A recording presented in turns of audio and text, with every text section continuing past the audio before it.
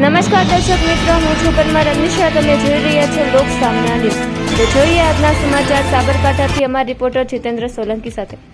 ઉમેદવારી પત્ર ભરવાના છેલ્લા દિવસ સુધી સિક્રેટ રાખ્યા બાદ ભારતીય જનતા પાર્ટીએ શુક્રવારની મોડી રાત્રે સાબરકાંઠા જિલ્લાની નગરપાલિકા, જિલ્લા પંચાયત અને તાલુકા પંચાયતના ઉમેદવારોની યાદી બહાર પાડી હતી. ત્યારે આજે સવારે 11 વાગે મોટી સંખ્યામાં હિંમતનગર ખાતે ભારતીય જનતા પાર્ટીના કાર્યકર ડીજે સાથે ઉમેદવારી પત્ર ભરવા માટે તાલુકા પંચાયત અને જિલ્લા પંચાયત ખાતે પહોંચ્યા હતા. તો સાબરકાંઠા જિલ્લા કોંગ્રેસ સમિતિ દ્વારા પણ જે ઉમેદવારોના નામોની જાહેરાત કરવામાં આવી છે તે ઉમેદવારો પણ તાલુકા પંચાયત અને જિલ્લા પંચાયત ખાતે પહોંચીને ઉમેદવારી પત્રો ભર્યા હતા.